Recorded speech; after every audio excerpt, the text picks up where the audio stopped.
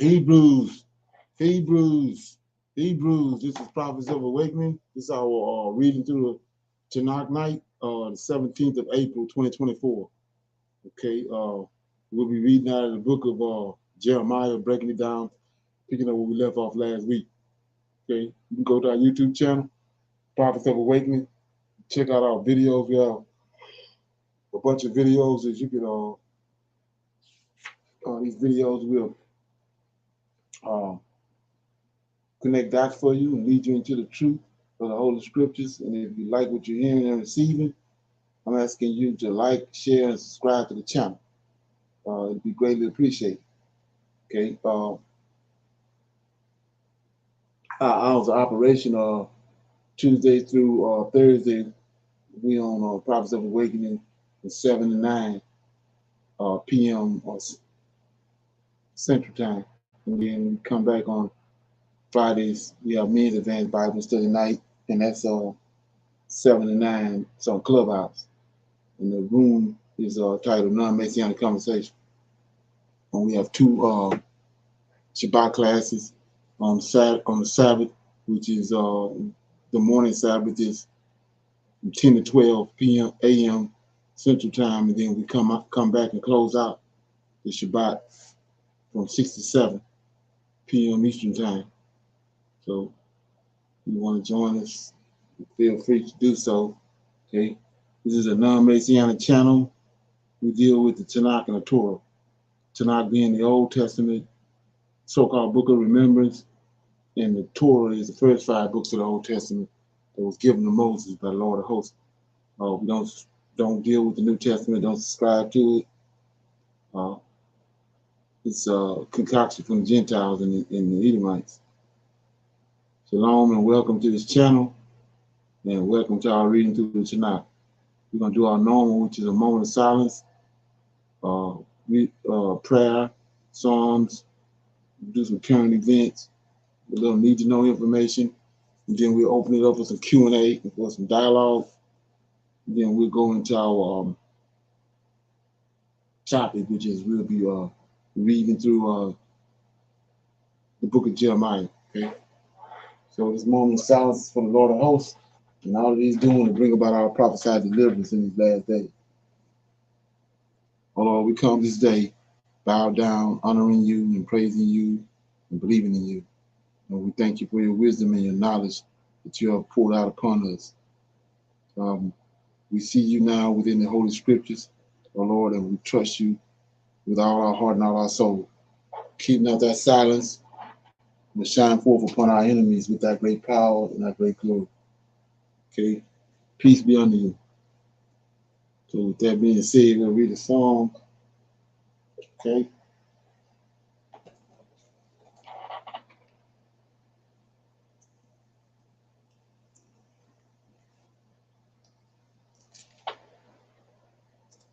Okay. I'll read Psalms 31. It says, "In thee, O Lord, do I put my trust."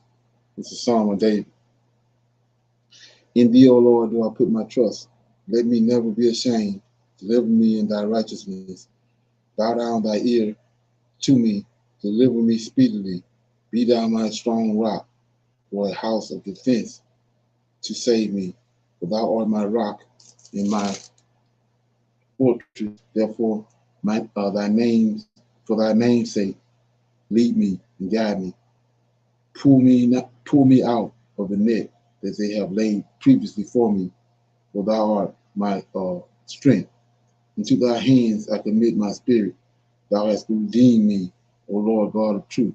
I have hated them that regard lying vanities, but I trust in the Lord. I will be glad and rejoice in thy mercy, for thou hast considered my trouble. Thou hast known my soul in adversities, and has not shut me up into the hands of the enemy. Thou hast set my feet in a large place, in a large room. Have mercy upon me, O Lord, for I am in trouble. My eyes is consumed with grief. Yea, my soul and my belly, for my life is spent with grief, and my years with sighing. My strength faileth because of mine iniquity, and my bones are consumed. I was a reproach among all my enemies, but especially among my neighbors, and a fear to mine acquaintance. They that see me without fled from me. I am forgotten as a dead man out of mind. I am like a broken vessel, for I have heard the slander of many. Fear was on every side.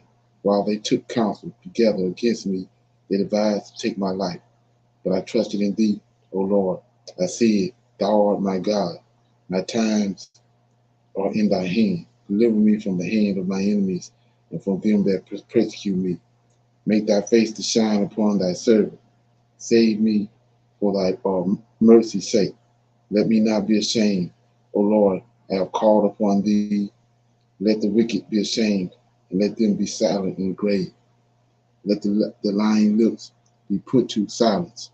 We speak grievous things proudly and contemptuously against the righteous. Oh, how great is thy goodness, which thou hast laid up for them that fear thee, which thou hast wrought for them that trust in thee before the sons of men. Thou shalt hide them in the secrets of the presence from the pride of man.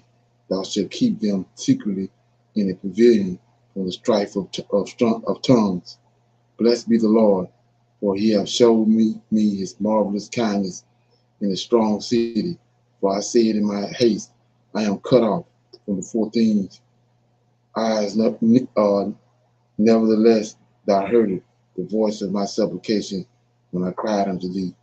O love the Lord, all ye his saints, for the Lord preserveth the fearful and the pitiful rewarded the proud doer. Be of good courage, and he shall strengthen your heart, all ye that hope in the Lord. Okay, so that was Psalm 31. And I'll read the last verse, and it's pretty much summed it up. It says, uh, be of good courage, and he shall strengthen your heart, all ye that hope in the Lord. So it's all those that hope in the Lord, be of good courage. You're strengthened. Okay. So with that being said, we go to some current events. Okay.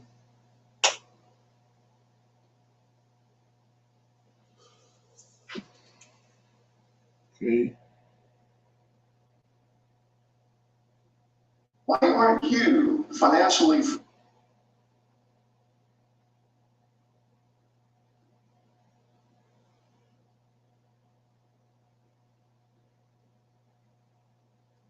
What Putin and China just did over the past few days could land a crushing blow to the United States dollar. And even without this news, we've got separate data that just came in showing a major crack for the US dollar and the US economy.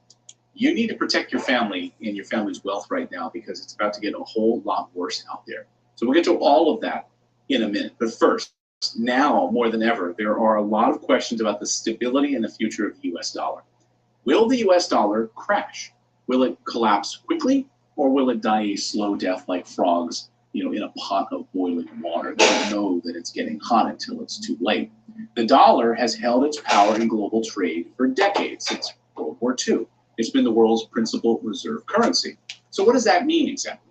Well, a reserve currency is held and used by institutions and central banks around the world for international transactions to settle all sorts of transactions. Major commodities like gold, lumber, oil, all priced in dollars. And the Bretton Woods Agreement made it clear after World War II that the Western world would use the dollar to settle transactions as long as the United States military was there to provide safe passage and trade. Use our dollars, and we'll bring our guns and protect you.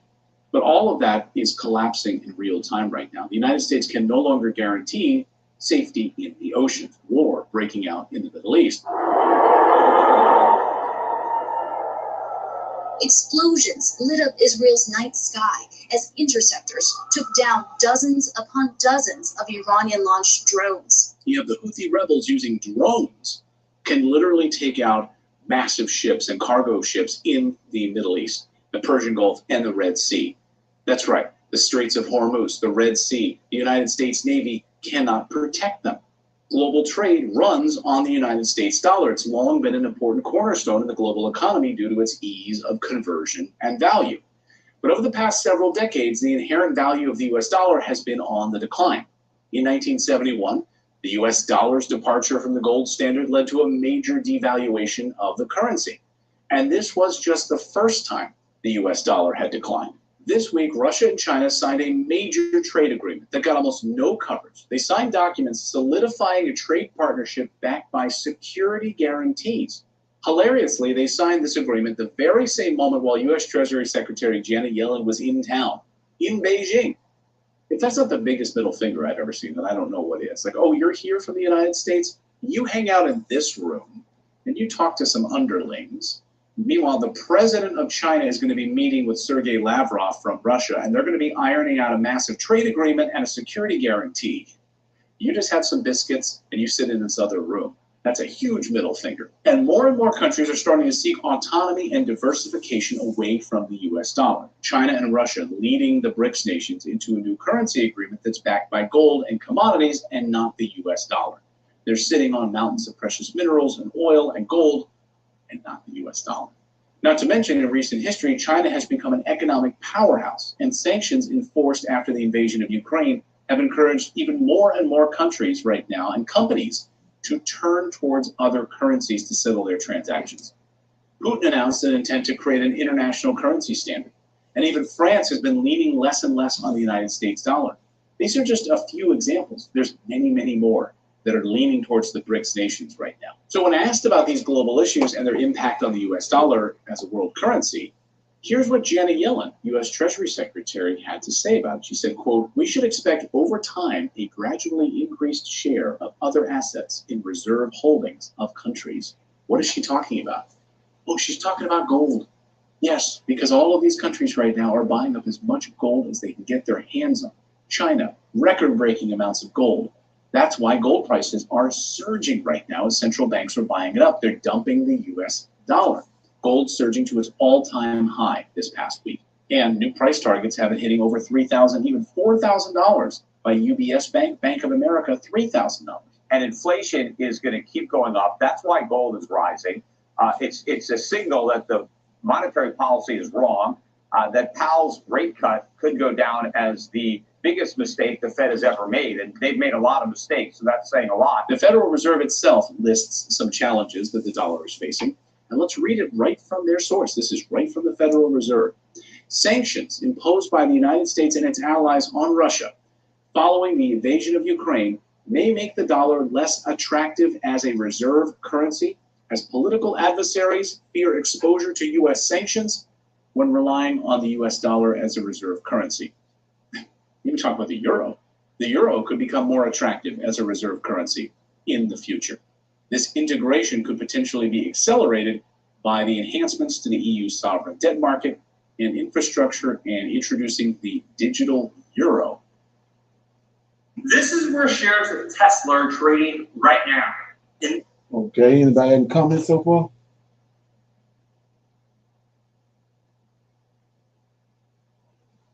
Another quote from the Federal Reserve. Another source of challenges the U.S. dollar's dominance could face is the continued rapid growth of China, which is by far the world's largest exporter.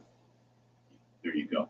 So again, the United States is in trouble. In other words, oh crap. Which all that's telling you is that the underlying currency of the country or the world, in the case of the U.S. dollar, is simply collapsing. Despite these glaring issues, American politicians like to affirm that the dollar's position as a global currency is strong. It's not going anywhere. But clearly, there's been a slow burn happening behind the scenes for decades, and President Biden's failures on Ukraine and the Middle East are destroying it bit by bit by bit, as other countries are trying to establish independence and chip away at the dollar's role as the most prevalent reserve currency in the world. Now, some may argue that the biggest threat to the future of the United States dollar is the U.S. government itself. National debt continues to climb at astronomical rates, mixing high debt with high inflation could very quickly result in a crisis for the U.S. dollar. And now this week, new data showing that the interest alone on our debt will hit $1.6 trillion by the end of this year. That's just the interest payments on our $34 trillion debt. There is simply no way we will be able to pay this back. They're going to do that to save the system at the expense of the dollar. Okay. Any comments? As you can see, the dollar is going away. And, the West and America are gonna go with it. Okay. Got another one right here.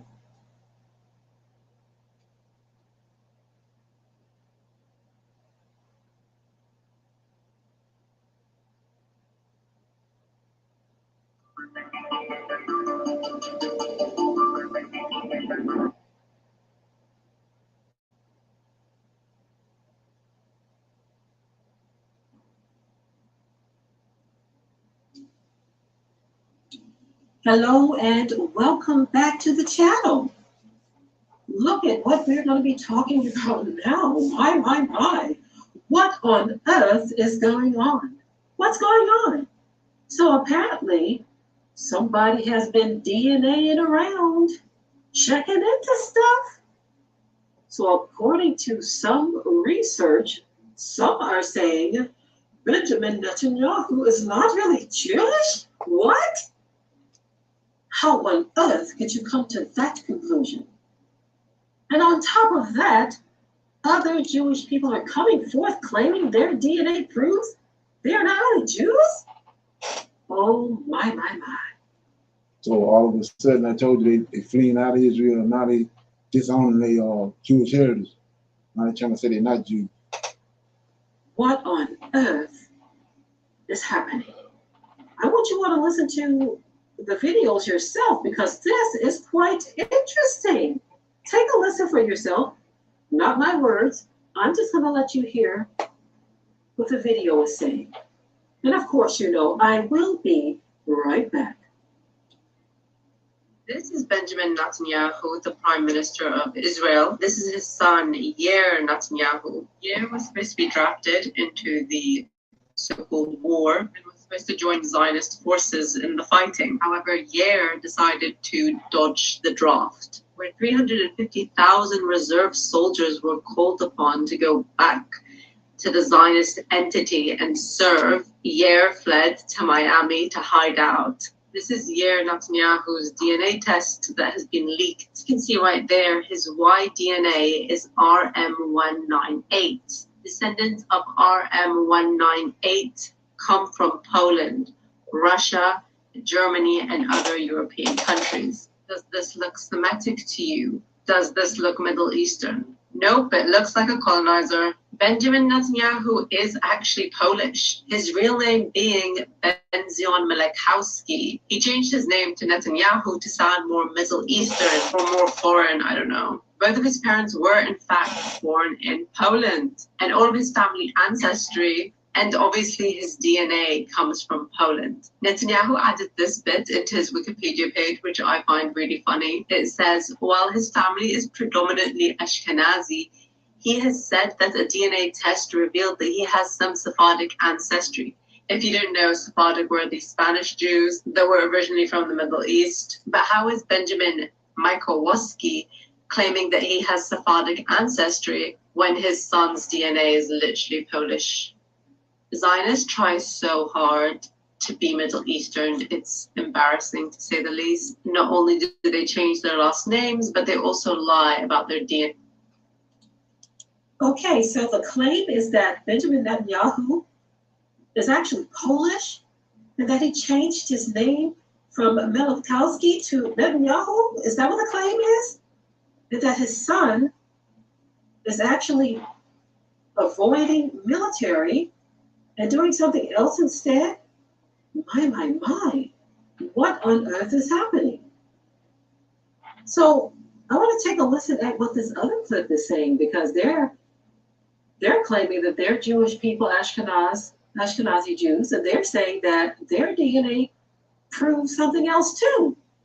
And they're saying that this is why the state of Israel doesn't allow for DNA testing. And he says, the guy is actually going to say, don't you just love it when they say the quiet parts out loud?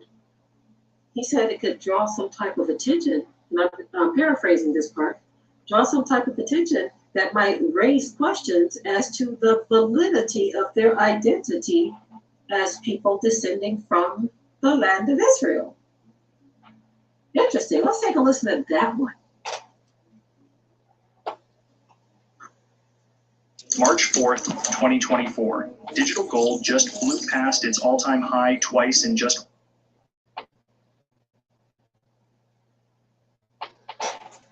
I'm about to show you something extremely controversial. It's even illegal in the state of Israel to obtain this. And if you do obtain it, it's illegal to show it and or talk about it. Ladies and gentlemen, my DNA. I bet you thought it was going to be a lot crazier than that, right? Now you may ask yourself, why is it illegal to obtain this in the state of Israel? Because it proves through your DNA that Jews around the world have no ancestral ties to the land of Israel. Because it proves through your DNA that Jews around the world have no ancestral ties to the land of Israel. We Jews have been in the land of Israel for times of biblical Joshua. Who is we? No, really, who is we? You live in Israel, so I don't expect you to be able to provide genetic or ancestral receipts for your claims about us Jews, because those kinds of receipts are illegal in Israel without court order and other special permissions. The Jerusalem Post explains such a thing cannot exist as kits sold directly to the public, going on to say that they have possible effects on subjects and their families. Furthermore, the national implications of these tests could hold or affect, nice grammar, Jerusalem Post, could hold or affect with Israel being a government-recognized Jewish state. Don't you just love when they say the quiet part out? Yeah, so that's kind of ironic because of now that the heat is coming on, Lord hope bringing on the heat, and uncovering everything. Now they don't want to be Jews. They're running. And it's the same thing with the Christian. Not at all the information coming out, now they want to jump ship. You had all these Christian apologists and all this just the first of the year. But now all of a sudden, with all this information coming out, Most High overturning everything, they are running scared. Okay, any comments? Shalom, everyone. I think that's what we can expect from them Europeans, right? So didn't it come out a while back, something about they had banned DNA testing in Israel? Yeah, he was saying kind of touched on that today, just now. Yeah, they don't want that to come out because, a lot of the people rebelled against that government because of what's going on with Gaza. Right, but then they was trying to say that it was for the protection of the children. They didn't want the children that was born to a married woman conceived out of wedlock exposed. Like that's a silly reason right there. Yeah, exactly. They could have came up with something better. Right. Yeah. You got married. Give Mary credit, but you was, without, with child, without from the Holy Ghost. Right. You didn't try to keep her in the dark. Right. They call them mamzer, M-A-M-Z-E-R. A mamzer is a child born to a married woman conceived out of wedlock. They said that was one of the main reasons for the restriction is to protect the children. With this song. Yes, sir. With this song. Yeah. Anybody else got anything on that? Okay, I was talking earlier. I've been talking about this saying this over and over again, going to Isaiah chapter 60 about, and I quoted a lot of times about how, everybody's looking forward to these people here that brought us into captivity, that came and got us from the West Coast, that they're gonna all of a sudden you know, get the light gonna go on, and they're gonna provide us a way out of here and fulfill scripture. But when you actually look at scripture, the people that took us in all the other captivities ain't the ones that delivered us. Most High always had somebody in the reserve to deliver us. And an example is when we left for Babylon, Chaldeans came and got us, Nebuchadnezzar, but Cyrus the one, came and got us, took us to the land of Israel, took us to the land of Babylon, but Cyrus came and delivered us out of Babylon and brought us back to our home. And so we see the same thing happening. The Americans came and got us and brought us over here, but they're not the ones that delivered us. Okay? So let's look at this. Like I said, prophecy unfolding upon our face. Россия также предлагает свое содействие. Russian. И мы заинтересованы в самом тесном сотрудничестве между правоохранительными структурами и специальными службами Российской Федерации и стран Африки. Настроены и в дальнейшем вести подготовку военнослужащих и сотрудников органов правопорядка африканских стран в российских специализированных учебных заведениях. African countries are becoming united when it comes to kicking out Western troops and ending military bases. Until now, the West has used various threats to make African leaders scared enough to allow military bases in their countries. However, just recently, Russian President Vladimir Putin made a deal with African countries. And it's not just about training African countries' armies so they can handle the security situation by themselves. Rather, it's about completely making African countries independent, self-sufficient, and free, as Prigozhin had said when he was deployed to Africa. After this, Russia and China will do something that will make the Western world jealous than ever before. My new book, Keyboard Rich, How Anyone Can Earn Figures from Home with a Simple Bookkeeping. Работы. Плюс 50. Все как мы любим. Вагнер проводит РПД. Делает Россию еще более великой на всех континентах. А Африку еще более свободной. Справедливость и счастье для африканских народов. Кошмарим ИГИЛ, Аль-Каиду и других бандосов. Берем на работу настоящих богатырей и продолжаем выполнение задач, которые были поставлены и которые мы давали обещание, что справимся. So, what's the new deal Putin has made with African countries? Let's know about that in this video.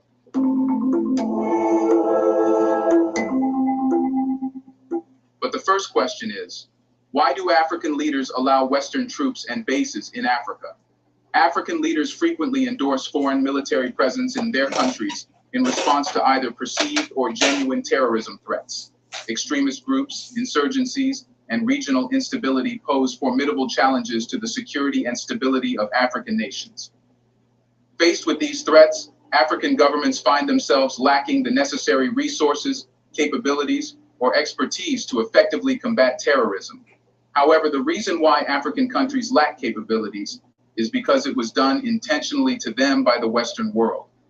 Consequently, African leaders seek assistance from Western countries, which often possess more advanced military capabilities and intelligence gathering technology.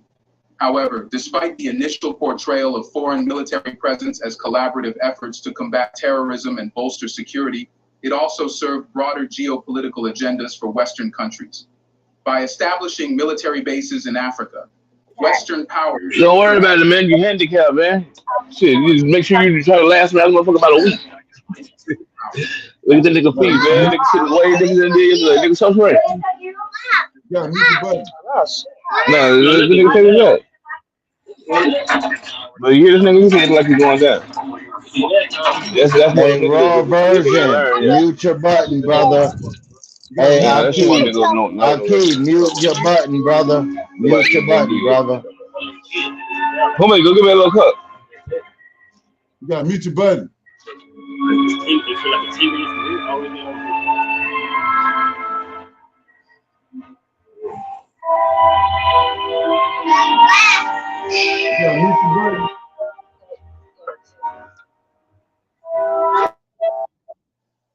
Okay. Terrorism capabilities. This tactic does wonders for the West. While joint exercises, training programs, and intelligence sharing initiatives may occur, there is always insufficient emphasis on fostering sustainable indigenous capabilities. This approach leaves African countries dependent on Western support for their security needs, perpetuating a cycle of dependency. What's more, the presence of Western troops and bases in Africa bears significant implications for regional security and sovereignty. While it may contribute to enhanced security and stability by deterring terrorist threats and supporting counterterrorism operations, it also presents risks and challenges. The presence of foreign troops can strain relations with local communities and governments, prompting concerns about sovereignty and autonomy. Moreover, reliance on external support impedes efforts to develop indigenous capabilities for addressing security threats, perpetuating dependency, and undermining sovereignty.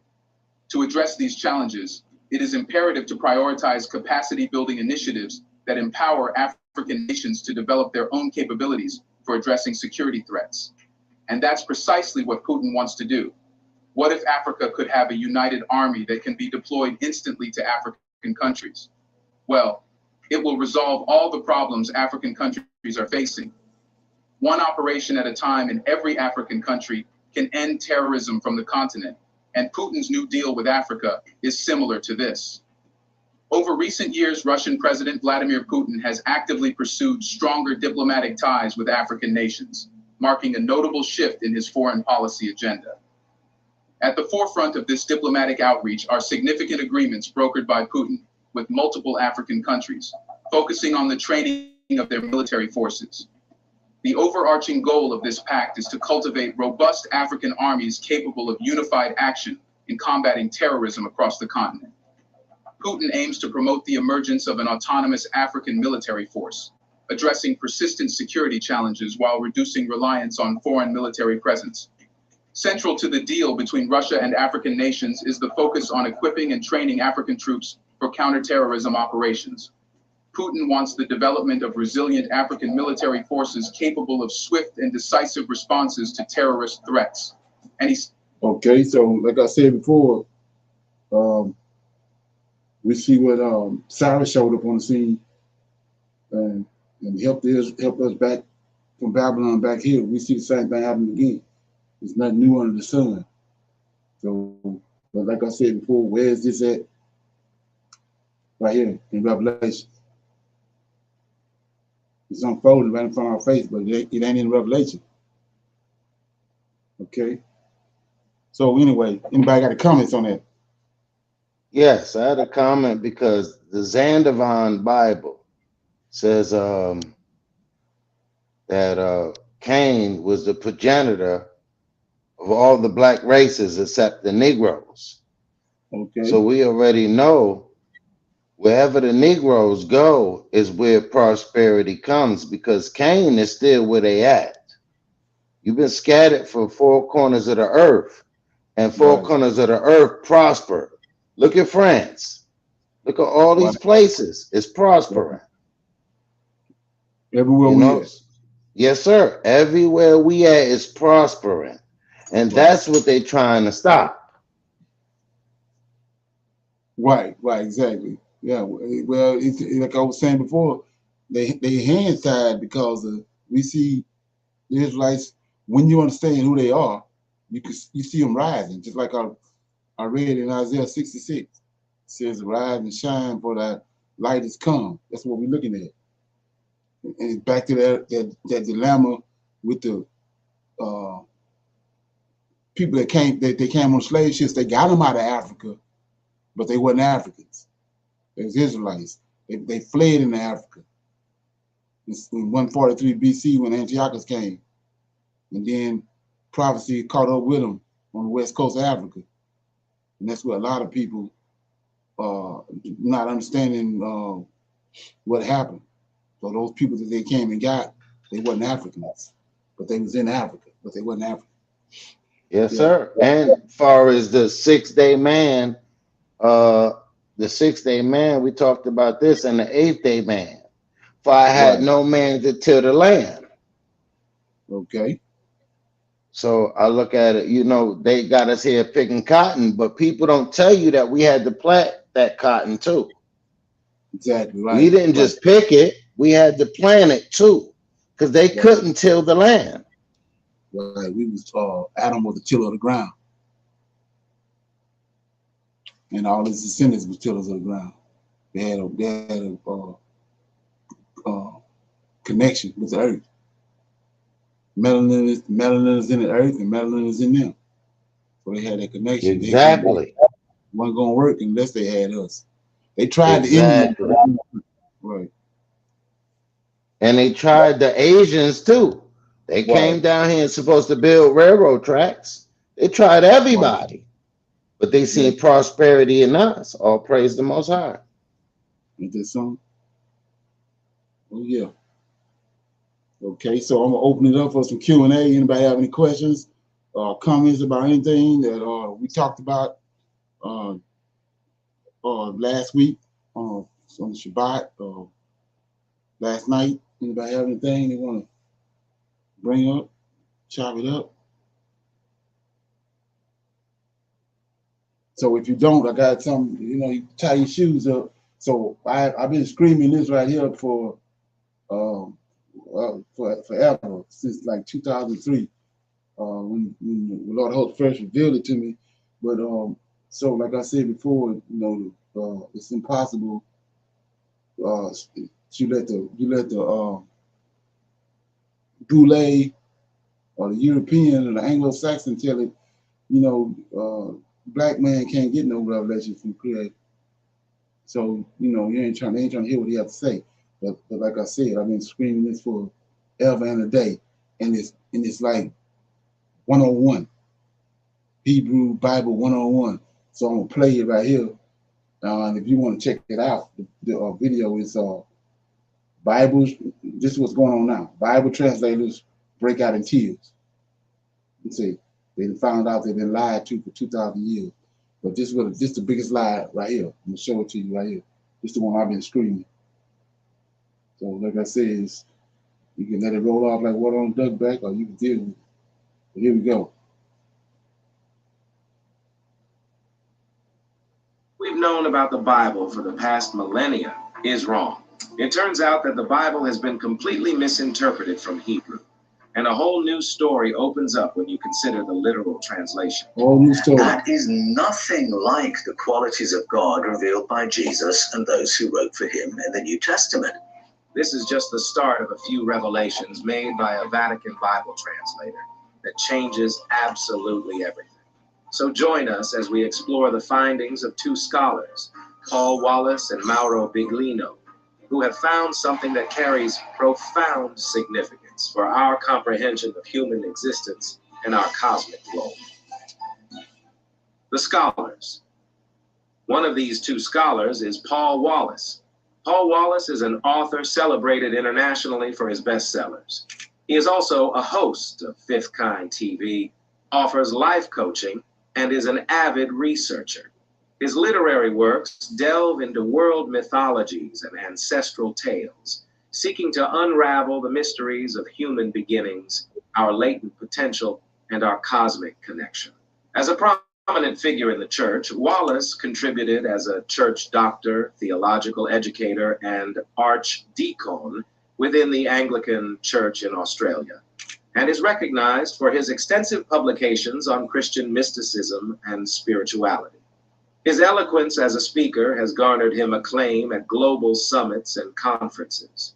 George Norrie praised his revolutionary 2020 publication, Escaping from Eden, comparing it to Erich von Daniken's influential Chariots of the Gods. This sent Wallace to global recognition as a prominent authority in the study of ancient alien contact. We got global recognition now. These two men. The success continued with his 2021 follow-up, The Scars of Eden, which also enjoyed international bestseller status and further endorsements from von Daniken. Wallace's interviews and documentaries have captivated audiences worldwide, numbering in the millions. The other scholar is Vatican Bible translator Mauro Biglino. He is an Italian scholar who has dedicated many years to translating, publishing, and presenting at conferences.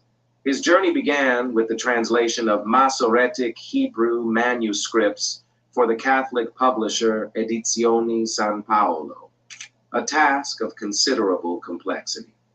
Biglino's expertise lies in his analysis of the original Hebrew texts, exploring the nuances of their linguistic meanings as opposed to the numerous subsequent interpretations of the Bible and church history. His work encompasses a range of topics, including conspiracy theories, ufology, and theories regarding ancient astronomy. $25 million?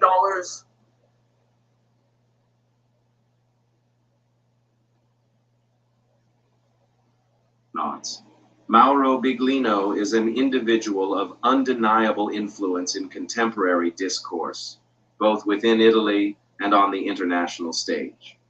He has openly acknowledged that his conceptual framework draws heavily from the pioneering works of Erich von Däniken and Zecharia Sitchin, two figures known for their unconventional theories. Biglino's intellectual journey is marked by a long-standing dedication to the scholarly examination of religious texts, a pursuit he has engaged in for approximately 30 years, underpinned by a foundation in classical studies.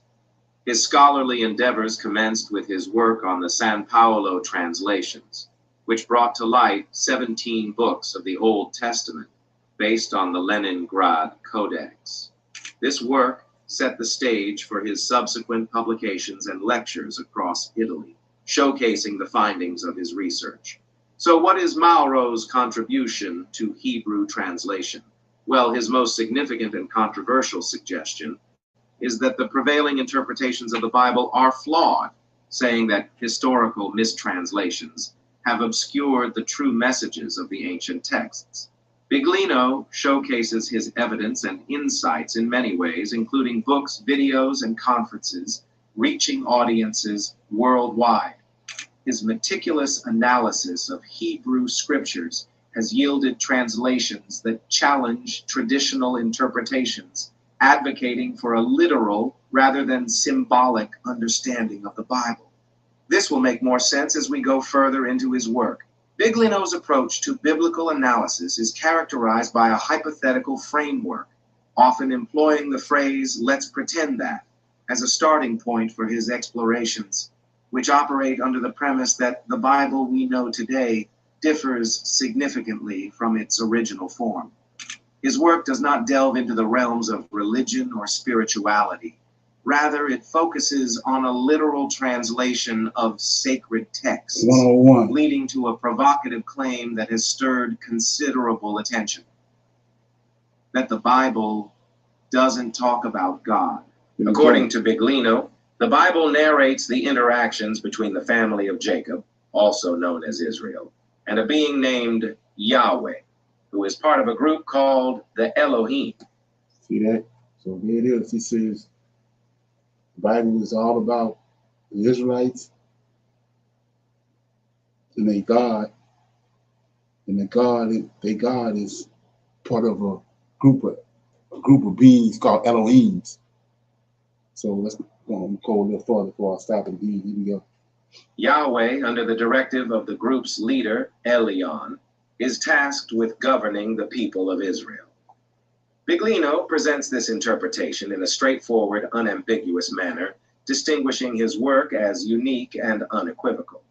What's most interesting is the meaning of the word Elohim, according to Mauro Biglino.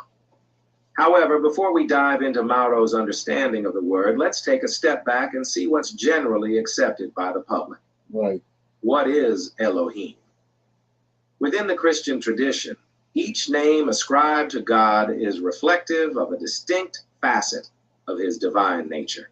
Despite the existence of only one deity, the authors of the Bible employed a variety of names to describe this singular entity.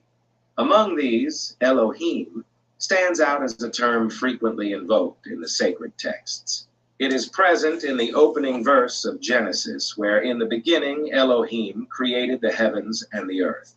This word Elohim shows up approximately 2,750 times throughout the Old Testament. The designation Elohim conveys the notion of one who is the supreme one or mighty one.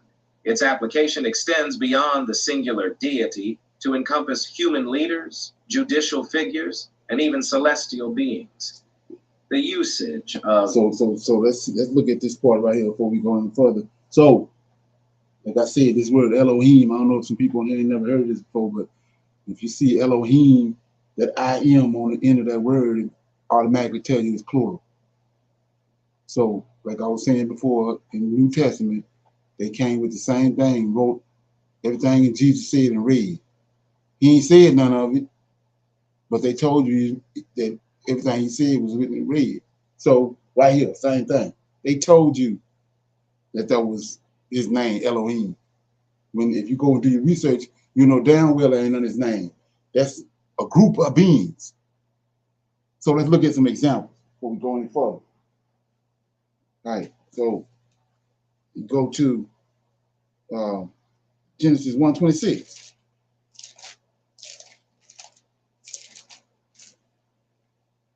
Go to Genesis 1:26, right?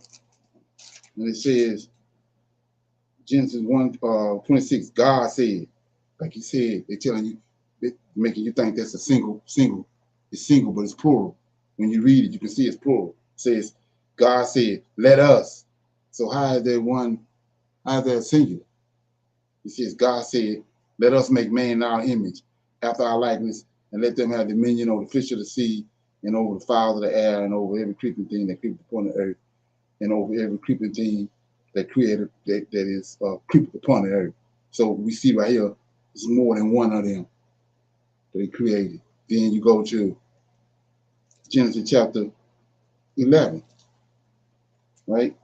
See it again. It says, chapter 11, verse 1. And the whole earth was one language and one speech. And it came to pass as they journeyed from the east, okay, that they found the plains in the land of Shinar, and they dwelled there. And they said one to another, go to, let us make brick and burn them thoroughly. And they had bricks for stone and slime that they for mortar. And they said, go to, let us build us a city and a tower whose top shall reach unto heaven. And let us make us a name, lest we be scattered abroad upon the face of the earth. And the Lord came down to see the city and the tower which the children of men builded. And the Lord said, behold, the people is one, and they have all one language. And this they begin to do. And now nothing will be restrained from them, which they have imagined to see. So they looking down from heaven, they see how man is straying off, he's starting to stray away from God. So verse 7 says, just like in Genesis 1:26, it says, go to, let us go down and there confound their languages, and they may not understand each other's language. So we see right here again, it's more than one of them going down. So how many is it? Let's look at that and see how many of them is it. So we go to Zechariah. When Zerubbabel was told to rebuild the temple that Solomon had built when they came back from Babylon. So he says, get it.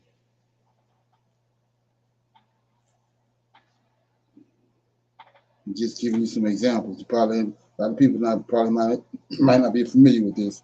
So I'm in Zechariah chapter 4, right? And it says, this is Zechariah talking to the Lord of hosts. It says, and we see it's an angel. And the angel, so this ain't Yahweh, and Jesus ain't no angel. So the angel that talked with me came again and waked me as a man that is waking out of his sleep. And he said unto me, what seest thou? And I said, I have looked, and behold, a candlestick, all of gold, with a bowl upon the top of it, and 7 lamps thereon, and 7 pipes to the 7 lamps which are upon the top thereof, and the 2 olive trees by it, one upon the right side of the bowl and the other upon the other side thereof. So I answered and spake to the angel that talked with me, saying, What are these, my Lord? Then the angel that talked with me answered and said unto me, Knowest thou not what these be? And I said, No, my Lord. Then he answered and spake unto me, saying, This is the word of the Lord unto Zerubbabel, saying, Not by might, nor by power, but by my spirit, said the Lord of hosts. Who art thou, O great mountain? Before Zerubbabel, thou shalt become a plain, and he shall bring forth the headstone thereof with shouting, grace, grace unto grace. Moreover, the word of the Lord came unto me, saying, The hand of Zerubbabel have laid the foundation of this house, and his hand shall also finish it, and thou shalt know that the Lord of hosts hath sent me unto you. Now here we go, verse 10. For who have despised the day of small things, for they shall rejoice and see the plummet in the hands of Zerubbabel with those seven of them. So when you understand what's going on with the ark, at the ark, 7 angels there, these 7 angels there. So let's go look at some couple more places, then we'll get back on this video. So then you go to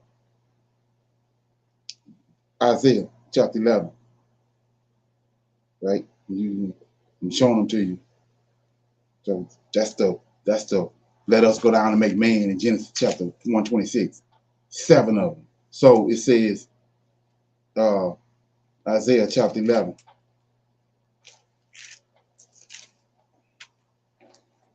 Okay, chapter 11, verse 1 says, And there shall come forth a rod out of the branch. It says, therefore, and there shall come a rod out of the stem of Jesse, and a branch shall grow out of his roots. Then here we go. And the spirit, it's the angel. Angel is a minister spirit. And the spirit of the Lord shall rest upon him. That's 1. The spirit of wisdom, 2. The understanding, 3. The spirit of counsel, 4. And might, 5. And the spirit of knowledge, 6. And the fear of the Lord. They go the same 7. Again, right here. Let's go one more place. And then we'll get back on point. So, I'm in Ezekiel. These just examples. They're all through here. Like the man said, there's 700 or so examples of Elohim in the Bible. But anyway, I'm in chapter 9, Ezekiel chapter 9. So this is Ezekiel encounter with these 7 angels. It says 9 and 1. He cried also in mine ear with a loud voice, saying, Cause them to have charge over the city. So these are people that have this charge over Jerusalem and over the temple. Even every man with his strong weapon in his hand. Then 2, and behold, 6 men, Ezekiel seeing this, 6 men came from the way of the higher gate, which lieth toward the north, and every man with a slaughter weapon in his hand. And 1 man among them was clothed in linen, with a writer's ink on by his side, and they went in and stood beside the brazen altar. So 6 and 1 is 7. There we go again. Now let's look at one more place in the book of Daniel. So we go to the book of Daniel, right? And so, like I said, if you don't know this, how you gonna read the scripture? You can't read them. You're playing with them if you don't understand this. So But they think JC's 1. Right. The Father, the Son, and the Holy Spirit. That's 3. Right. But there's 7. Is what they don't understand. That comes out of Egypt. He gonna tell you that in a minute. But so Daniel had a dream, right, in chapter 7, and he had a dream of the 4 beasts, right? And then we get to the interpretation in verse 15. And Daniel was breathing Daniel 7 and 15. Daniel was breathing my spirit in the midst of my body, and the vision of my head troubled me. And I came near unto one of them that stood by, and I asked him the truth of all this. So 7 standing there. Daniel got weak on his knees. Then he looked up and he saw him standing there. He went to the closest one and asked him, "What is it? What's the truth of all this?" Let me read it again. And he came near unto one of them that stood by. So, like I said, who is these 7? Why in 2024 the average person don't know who they are? Because they took away the book of Enoch. Let me go and show you who they are right quick. I'm in chapter 20 of Enoch. I'm just gonna read it. You can go there, you got a book of Enoch later. So I'm in chapter 20. It says, these are the names of the holy angels which watch. Uriel, the one of the holy angels who is over the world and over Tartarus. Raphael, one of the holy angels who is over spirits of men. Raguel, one of the holy angels who takes vengeance on the world. Michael, one of the holy angels, to which he sets over the best part of mankind and over chaos. So read it again. Michael, one of the holy angels, to wit, he is set over the best part of mankind and over chaos. So what's the best part of mankind? Israel. Let's do over Israel right here. So anyway, so it says Seraquel, one of the holy angels who is set over spirits, who's seeing in spirits. Say Gabriel, one of the holy angels who is over paradise and over serpents and over cherubim. And Remiel, one of the holy angels whom God set over those who rise. So these 7 angels right here, these the holy ones. This is Elohim. But over to Israel, they thinking that Iran about to bomb them, and they set aside because it's going to be a 7. What they said with the 7 in Revelations, a 7-year of peace or 3-year peace or whatever. When they say peace, they mean war. Right. Yeah. See, that's what they thinking. They don't understand what you're saying. We understand it, but for people that's listening, don't understand that Israel part. He's over the best part of Israel. But they thinking it's over there in Jerusalem somewhere with the Gentiles in 1948. Right. Exactly. So when you understand what's going on, you see it's these 7 angels that's from the very beginning. When he said, let us make man in our image, he's talking to these 7 angels. Wasn't no Father, Son, Holy Ghost, wasn't no son hid in the bush. Like the guy that told, just telling us on the things. And even these 2 men right here, they just got limited understanding. They don't understand what I'm breaking down to you, but they know what this word means, Elohim. See, so anyway, we're gonna keep going. Elohim does not exclusively refer to the unique God, but serves to denote any being demonstrating sovereign authority or formidable strength. So they want to go in the direction they trying to these Anakin and aliens and all that. They trying to incorporate that, but that ain't what's going on in the scriptures, because we seeing right here it's laid out. It's 7 of them. It ain't all this Inky and Elu and all that. No, but we're gonna keep going because it's their gods. Because he said that he separated 70 nations with 70 angels, right? The Tower of Babel. Exactly. Right. There you go. The earth is divided. Right. Mauro Biglino has shown us a different meaning of Elohim. Or more accurately, he provides us with the literal meaning of Elohim. According to him, Elohim is not singular, it is plural. Let's take a deeper look into what he means. The truth behind Elohim. As a reminder, Mauro Biglino is a distinguished and often debated figure who has devoted decades to the meticulous translation of ancient biblical Hebrew for Edizioni San Paolo, a preeminent European publishing house specializing in religious literature. Despite lacking formal academic qualifications, Biglino's passion and deep interest in ancient texts have established him as one of Italy's most esteemed Bible translators. His approachable and enthusiastic scholarship has lit the path for many seeking to comprehend the Bible's original messages. He is not to be mistaken for a conspiracy theorist, as his credentials speak volumes for his knowledge and expertise in this field. So what does he say about the Bible? Biglino offers a unique perspective on the Bible's true meaning. He says that there are inherent uncertainties we face when interpreting the text. Our limited understanding of the ancient scriptures means that we should look for a deeper exploration of the subject, according to him. Furthermore, Professor Garbini, a Semitic philology expert at La Sapienza University in Rome, suggests that Hebrew is a South Phoenician Canaanite dialect, one of several within the Canaanite language family. Our knowledge of Hebrew is based on its reconstruction at the end of the first millennium AD, known as... I spent 25 years Hey, reading. Mr. Leonard. Hey, Okay. Mr. Leonard. I want to get on something right quick because it's just what he just said. We Okay. just heard what he just said. Now, can we Okay. also do this with the future of transgenders? It ain't just a man or a woman. It's a transgender situation, correct? Okay. Yeah. So you got your alphabet people. You know what I mean? It's the same thing as what they saying.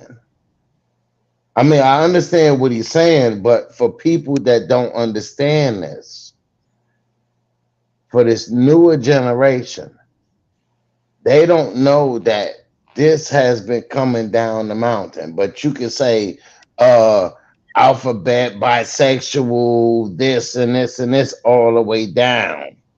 Correct? Right. Yes, sir. Yeah. But this Right. is dealing with our Redeemer. Right. They just saying things and making them good, and they ain't good. Exactly. That's Do it what I'm now. saying. Right. Like I say, they done brainwash you to who JC is, and they got everything over there written and read what he said. But then all you have to do is look at the Old Testament. Well, if what Jesus said was in red, what color you gonna put what Yahweh said in? Because Yahweh's not there. There's no thus saith the Lord in the Bible. In the New Testament, there's no thus saith the Lord. You can't find it. That's the problem I have with it. So for anybody that wanna, if you read the Torah, the Tanakh, whatever you want to call it, it's thus saith the Lord. The Lord did this. Our Redeemer did this. Because I deal with Redeemer. I don't like the Lord word. But our Redeemer did all these things because he redeemed. He made you white. He took your clothes and made you white. He redeemed you. Just like in Deuteronomy 28, no man can redeem you. Back then, he was redeeming us. And they want to come with something different. Oh, sprinkle the blood. Eat this piece of bread and then drink this blood. And we're not supposed to eat the blood of nothing. It's ridiculous for the people that don't understand. Right. Okay. During that era, the focus was not on the linguistic structure, but rather on the theological implications shaped by the diverse strands of Judaism. So as a result, Biglino says that when we read the Bible, we are not engaging with a text governed by grammatical rules, but one that has been molded by ideological influences, where grammatical precision was not a concern for the original authors. This is particularly relevant when considering the evolution of grammatical rules over time, such as those pertaining to the term Elohim. Right. While inherently plural, it has been singularized within the biblical context for reasons. So like I said in the book, in the book that I wrote, it says it's an ancient word, Elohim. This is where all the drama is, right here. What we talking about? So Elohim is an ancient word, way back. So you have to understand, the Israelites didn't leave Israel in 70 AD. They left way back in 143 BC. So what he's saying right here, all this stuff here is them concocting it and hoodwinking the scriptures. But Elohim, the understanding of it, our scriptures is way before that. These people, everything we dealing with now, most people, even the ones Israelites say they're waking up, they're dealing with something else. It's a distorted version of it, just twisted. And a lot of people ain't getting that. So that's an ancient word. and it was plural. Never was no singular. They already knew that. But they wanted, Constantine, they wanted a singular God. But one God, one religion, one emperor. That's what they wanted. So they twisted the scriptures and throwed off everything that was our forefathers, the prophets that wrote down. And like I said, people nowadays, they can see that it's things been tampered with, but they don't know the extent of it. That they butchered our understanding of scriptures. So we're going to play some more of this. That remain debated. Biglino, however, insists that Elohim should be understood as a plural term and not translated as God. Edizione San Paolo's publication of 17 Old Testament books, translated directly from the Masoretic text by Mauro Biglino, was initially uneventful. These translations were incorporated into their So that's the Masoretic text, all that's hoodwinked. Okay. Hebrew Interlinear Bible Edition. And that brought to the white face. That's where they get the black face from, but they wanted the white face before. It was all about them. And then they started doing the black face, but it was all about the JC was white. And then once they figure out, this is what messed me up, was how can you come out with a white JC and then turn around when you knew that the Redeemer was who he was, and then you're going to say, okay, now Russia going to come out with blackface or before that and confuse the people more.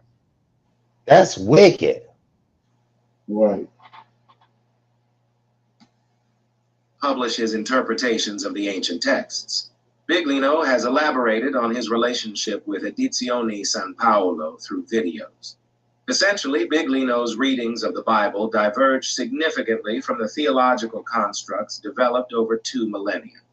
Biglino asserts with certainty that the contemporary Bible does not reflect the original text. He provocatively claims that the Bible does not discuss God, but rather narrates the history of a single Semitic tribe, the descendants of Jacob, and their interactions with Jahveh, whom they regard as their leader. This raises the question, is Jahveh not considered God? No. According to Biglino, the concept of God familiar to us today is the result of 2,000 years of theological interpretation, heavily influenced by Greek Hellenistic philosophy. That's what I wanted to concentrate on. Antiochus came at the end of the third beast. Came at the end of the third beast. Hellenization was on the earth. That's when all this got hoodwinked. So let me play this again.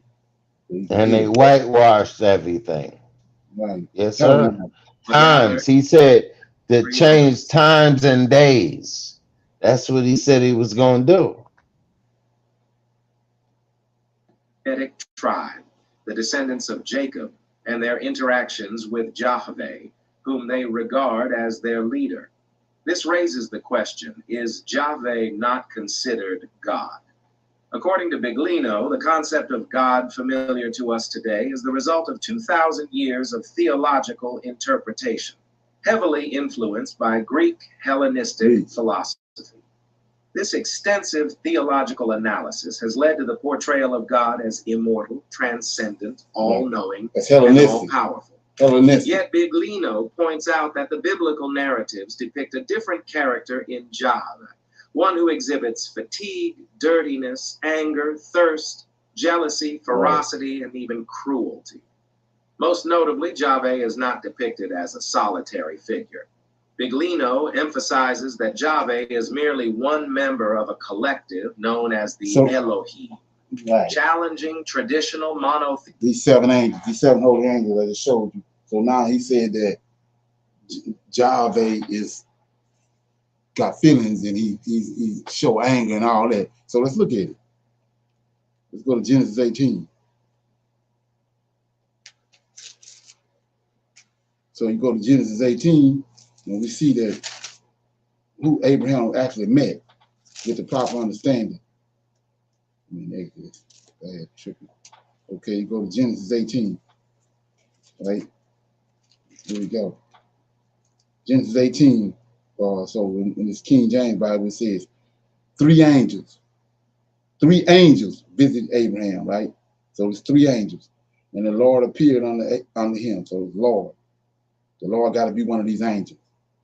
The Lord appeared unto him in the plains of Mamre, and he sat in the tent door in the heat of the day.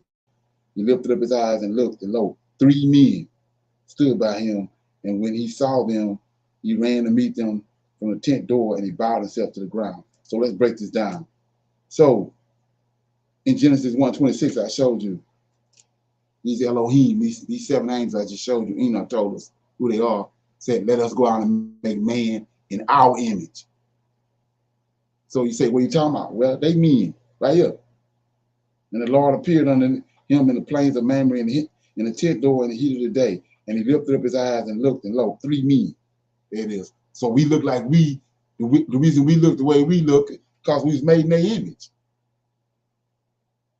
They mean. But we see it's three angels, right? Ain't no Jesus Christ, and Yahweh ain't with them. So it says the Most High ain't with them. So it says three. And Abraham ran to meet them, bowed himself to the ground, and said, my Lord, if now I found favor in thy sight, pass not away, I pray thee, from thy servant. He said, let a little water, I pray thee, be fetched. This is what the man was just talking about. The God that they trying to throw us out with singular is it ain't adding up. Once it's broken down, he eating, he angry, he doing all these different things. But you saying that he's eternal being and all that. But you trying to blend the two. It's two different beings. So he says right here in 4, let a little water, I pray you, be fetched. See that? And wash your feet and rest yourself under the tree. See that? This ain't Yahweh. You can't deal with him like that. So, I mean, this ain't the Most High. So anyway, 5. And I will fetch a morsel of bread. See that? He eating, like he just said. He eating right here with them. I will fetch a morsel of bread, and I will comfort ye your hearts. After that, ye shall pass on. Therefore, ye come to your servant. And they said, so do. So the three angels told him, so do, as thou hast said. And Abraham hastened into the tent, right? Check it out. Hastened went into the tent with Sarah and said, make ready quickly 3 morsels of fine meal, knead it, and make cakes upon the heap. So they're going to eat these cakes. And then Abraham ran into the herd, fetched the calf tender and good, and gave it unto the young man, and he hastened to dress it. Then ate. And then he took butter, milk, and a calf, which he had dressed, and set it before them. And he stood by them under the tree, and they did eat. So we're saying Yahweh. So this is what they've done It's to not. them. It's the Redeemer. And who made the cakes? Who made the cakes? Right. Yes, So you see that they made these cakes and the calf, they ate it. So I just showed you, we made in their image. They ain't made in our image. So if we can eat, they can eat. Exactly. So then we get down to 22, 18, Genesis 18:22.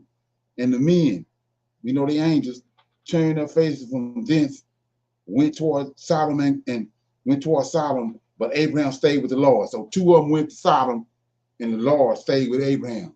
This ain't Yahweh. This angel. This the one we talking about. This Israel redeemed. But we're gonna get into that in a minute. I'm just showing you these 7 angels and what Elohim means. And who washed their feet? We wash their feet. Right. As men. JC talking about he gonna ungird himself. We didn't ungird ourselves to wash their feet. We wash their feet as men. If that's the case, we don't have to get naked. Well, excuse me, all praise. I'm just destroying JC. But go ahead. Right. So 22 says, and the men turned their faces from thence, went toward Sodom, but Abraham stayed with the Lord. So Abraham stayed with the Lord. Israel, this over Israel. I just showed you that in Enoch. He's over the best part of mankind. It's Michael. I'll show you that. So we go to Genesis 19, and there came 2 angels. These 2 that left in verse 22. these two angels, they went to Sodom, even and Lot sat in the tent door in the heat of the day. So they went to go rescue Lot because the Lord was on his way there, right? So we're going to get to 24, Genesis 19:24. Then the Lord, see this? Then the Lord rained down upon Sodom and brimstone and fire from the Lord out of heaven, and it overthrew those cities. So this is what the man was just talking about. That Yahweh is an angry God and all this. No, this is the judge. It's Michael. He the judge. That's part of his role. He the one bring wrath on the earth. So you say, what are you talking about? You went to Lucifer and his angels came to heaven. When the sons of God was presenting themselves, they came. And he said a war broke out in heaven. Who kicked him out? Who kicked Satan out? Lucifer. Michael, not Yahweh, because that's his role. The Redeemer. And who's supposed to redeem us? Right, as the Lord of hosts. That's who went. Sure. That's who went to Egypt. And with the 10 plagues, not Yahweh. And when he went to Egypt, he told them that I gave you this angel, and this angel will not pardon your sins. Right. So he's over your sins, like you said. Right. It's not hard to understand for some people. All praise. Yes, sir. So we in Exodus 23. I'll show you that right quick. So I'm in Exodus 23, and it says, Exodus 23 says, this is Yahweh. Yahweh came down maybe two or three times in the whole Bible. The Lord of hosts. The Most High came down. So it says in verse 23 and 20, he came down on the mountain. He's talking to Moses, and he says, "Behold, I sent an angel before thee to keep thee in the way and to bring thee into the place which I have prepared. Beware of him, obey his voice, provoke him not. He will not pardon your transgressions, for my name is in him." So this is where you get the understanding that. So how could that be JC? How could that be JC? JC did not pardon anybody's sins. What he said was, hey, him without sin cast the first stone.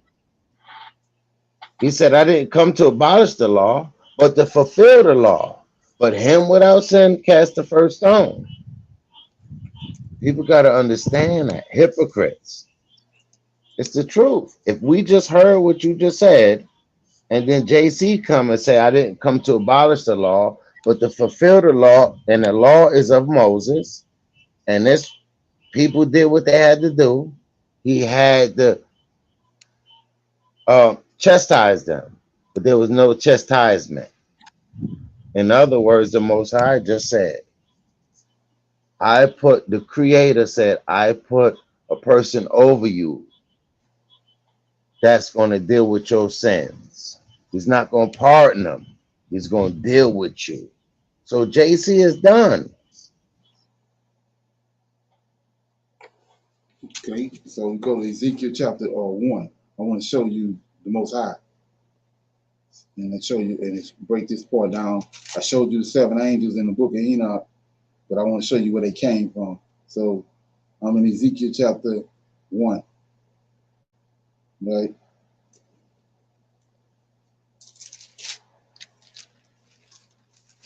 Ezekiel chapter 1, we see that Ezekiel is by the river, and he looks up in verse 3, and the word of the Lord came expressly unto Ezekiel the priest, the son of Buzi, in the land of Chaldeans by the river Kabar, and the hand of the Lord was upon him. Now here we go right here. Just my objective is to get you to see what Elohim means. You know, so when you read, you can't go, you can't do with Elohim what you want to do with it. You got to do with it what it means and put it where it's supposed to be. So verse 4 says, and I looked, and behold, a whirlwind came out of the north, a great cloud, and a fire enfolding itself, and the brightness was about it. And out of the midst thereof was a color of amber, and out of the midst fire. So remember that. So we see a cloud, but brightness and amber, which is in fire, That's the color that's in fire, and fire is busting through the cloud. You can see fire coming through the cloud. So then in verse 5, also, see that? Also out of the midst thereof came the likeness of 4 living creatures. So it's 4 living creatures inside the cloud. But it's something in the cloud that's causing this amber and this fire to burst out of the cloud. So go to 26, 25, chapter, same chapter, Ezekiel 1, verse 25, and where I go up to 22. And 22, and the likeness of the firmament upon the heads of the living creatures was as the color of a terrible crystal, stretched out over their heads. So over these, you got these 4 angels, and they got a platform over their head, just made out of pure crystal, and somebody standing on top of that platform. So we're gonna see that who that is. And 24, and when they went, 23, and under the firmament were their wings straight, one toward the other. Everyone had 2 wings, which covered on this side, and everyone had 2 which covered on that side their bodies. And when they went, I heard the noise of their wings. So we see the angels, like the noise of a great water, as the voice of an Almighty, the voice of speech, as the noise of a host. And when they stood, they let down their wings. And there was a voice, here you go right here. There was a voice from the firmament that was over their heads when they stood and they let down their wings. So these 4 angels, somebody on top of them on a platform. 26, and above the firmament that was over their heads was a likeness of a throne, as the appearance of a sapphire stone, and upon the likeness of the throne was a likeness of the appearance of a man. There we go again. So we know these angels said, let us go down and make man in our image. So man is made in these angels' image. Well, who they made, what's their image? What image they made in? This man right here. The likeness of the throne, the likeness of the appearance of a man over above it. 27. And I saw as the color of amber. They go to amber right there.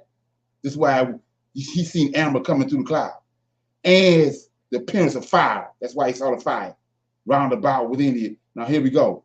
From the appearance of his loins, that's his waist, from even upward, and from the appearance of his loins even downward, I saw as it were the appearance of fire, and it had a brightness about it. So he had no flesh on him. He's shaped like a man, but he's pure fire. So this is where these 7 angels come from. Yes, but they say, no man have seen God. For if you see me, you see God. For I am the likeness of God. For I am the seed of God. But no man have seen God. No man have done that, right? That's what they said.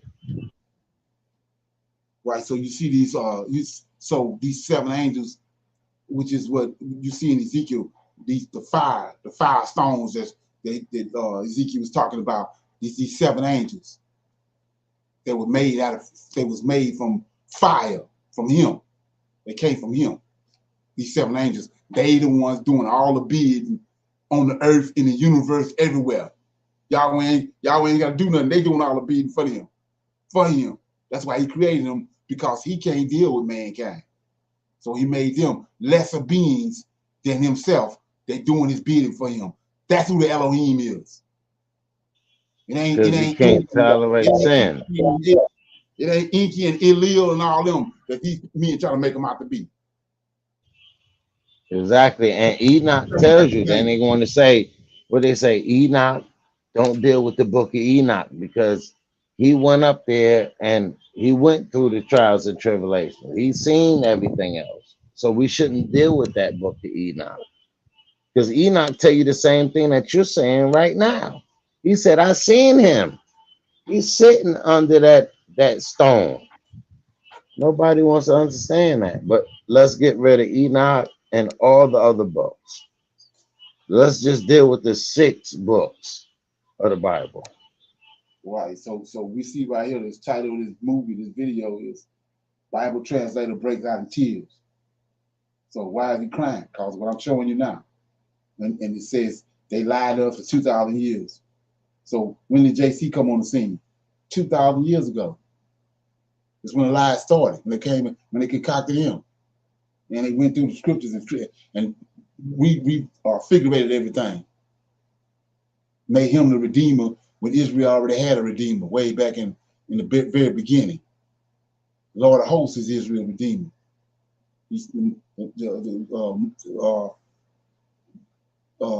Most High sent him to Egypt and delivered us, saved us out of Egypt. He sent him and saved us out of Babylon. That's who coming to save us out of the predicament we in right now. Not no son died on the cross. It's all garbage. So let me read this verse right here, and I'm gonna play some more of the video, and then I'm gonna close out. So we in chapter Daniel right quick, verse 12, chapter 12. We'll see who the Redeemer is. Well, I'll go to Isaiah first. Isaiah chapter 44, verse 6. This is way before the New Testament came. Okay. So are you sure? Because JC is supposed to have came first, apparently. Are you sure? I'm in Isaiah 44:6. It says, "Thus said the Lord, the King of Israel, and his Redeemer, the Lord of hosts, Savior." That word Savior, Deliverer, Redeemer, all the same word. Thus said the Lord, the King of Israel, and his Redeemer, the Lord of hosts. So the Lord of hosts is the Redeemer, Savior of Israel. I showed you in the book of Enoch, he told him he's over the best part of mankind. He's over Israel. So let's see who it is. I'm in Daniel, chapter 12.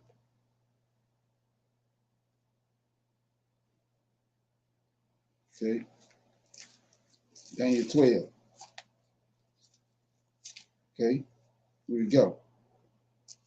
Daniel chapter 12 says, "And at that time shall Michael stand up, the great prince, who is standing for the children of Israel, and there shall be a time of trouble such as never was since there was a nation, even at that same time. And at that time our people shall be delivered, everyone that shall be found written in the book." And right here, Why not JC? Why you just said Michael? Michael should stand up. Where's JC at? I mean, how we get this wrong? If JC Slim, how we get this wrong? He didn't even put his name there. Come on, Mr. Leonard. Righteousness. Right. So my objective was we got other people coming online. I'm bring them up to par. You're gonna hear certain things, and so I'm bringing you up to par on what's going on, because not dealing with not dealing with JC, not dealing with the New Testament. So I'm showing you that the reason why, because of what's been done to us as a people, as Israelites. I'm showing you our Redeemer is, and the order of things that was set in place before these people, these Gentiles, and these Edomites got hotel records and flipped them all around with all these different councils, Council of Nicaea, Council of Jerusalem, tricked us off and gave us JC, because he ain't numbered Horus. We had 16 crucified saviors before he the last one. He's the 17th one. So that has nothing to do with us, especially our predicament today in 2024. He has nothing to do with it. And it's crazy when you sit there and look at it, and all these Negroes steady trying to clean on to him when he had nothing to do with our redemption, nothing to do with our leaving here. Nothing. Not 1 iota. He had nothing to do with it. Okay? So, I got comments on that. You want to watch all this video? Is Bible translators breaking tears. They lied to us for 2,000 years. You want to check that out, and if you have any questions, you can bring it up on the video on our next class. We'll be glad to break it down and make it make sense. Okay. My thing is when you come in with these scriptures, You just beat it up with everything. My thing is, why JC name is hidden? What is hidden? Because the Most High said he hides nothing from us. He said there's nothing new under the sun. Nothing new. What was will be. So why would I hide a name? Not a person. I'm speaking about David. I'm speaking about everybody. I'm speaking about Jerusalem. I'm speaking about everybody. But JC is just, it's something about him. I got to hide him. That's crazy. Yo, this is what they use him for. They use we see that our forefathers in the past cried out to the Lord of hosts, not to him, and they was delivered. We've been over here for 400 some years, and we crying out to a God they gave us. That's why it ain't working. So he told us, no sooner than you find out, in the latter days, you're gonna search the scriptures out, rethink everything, then you're gonna see me in the scriptures. Then call me when you find out who I am. Exactly. That's what Exactly. So and the messed up thing about that is not only we got to deal with the name, but we got to deal with the place too. We got to deal with a name and a place. I came in a place where your forefathers knew not, and there I shall worship wood and stone. So you got to deal with a place. This is Israel. This is Babylon. This is all these places in one place. And then we got the name we got to deal with in one place too. Check that out. It's confusion of face. It's confusion of land. It's confusion of everything.